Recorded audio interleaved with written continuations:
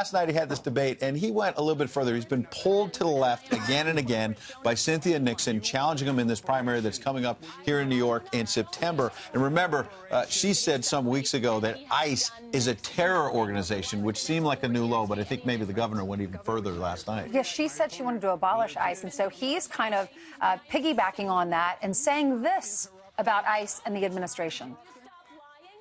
New York State is the state that is suing Donald Trump for ripping babies from the arms of their mother.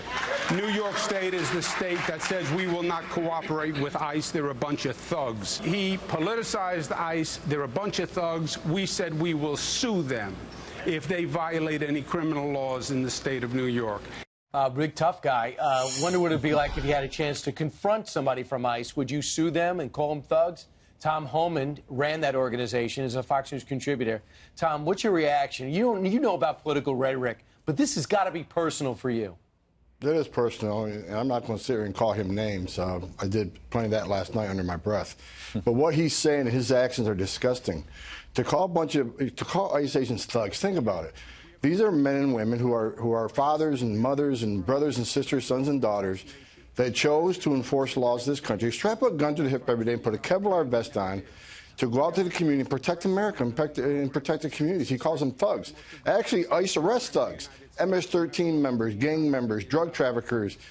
We arrested over 5,000 criminal aliens off the street in New York that many walked out of his sanctuary jails. So rather than calling them thugs, you know, I'm not asking for anybody to give ICE agents a slack, but a little recognition, a difficult job they do every day. They put their lives on the country for this country every day.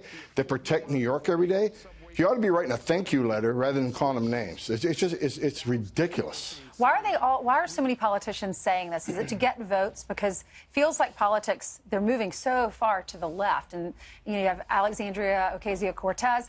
I've been in the state for a long time now. I've never heard him say some of those things, and now he's saying it because the lady he's running against, Cynthia Nixon, she's saying she wants to abolish ICE. So what's the purpose?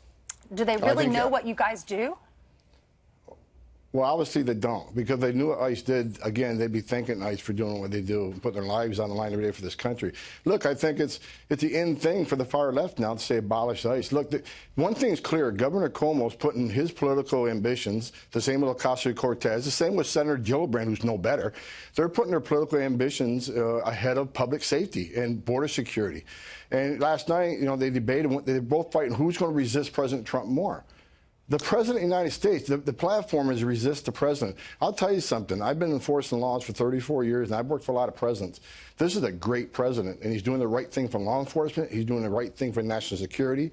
And we got to remember, there's no true border security without interior enforcement.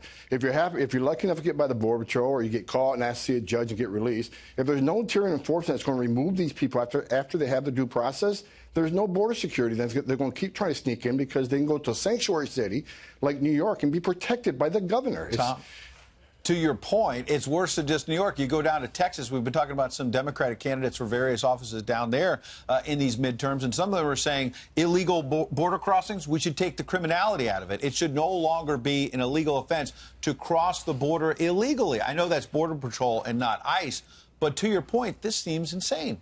No, look, I started my career in Border Patrol. I love the Border Patrol. There's 40,000 American patriots that stand on the front line every day. To decriminalize illegal entry in the United States, that will cause a couple of things. Number one, you think there's a surge on the border, you decriminalize it, you wait and see what happens on the border. You won't be able to control it. Second of all, we all learned as children that unless there's a consequence or deterrence to bad behavior, that behavior is going to continue. So it's a right policy, and we need to keep pushing the policy. When you enter this country illegally, it is a crime. And they can't change that. They can't decriminalize it because the exact effect is more people are going to come to this country, which equals this.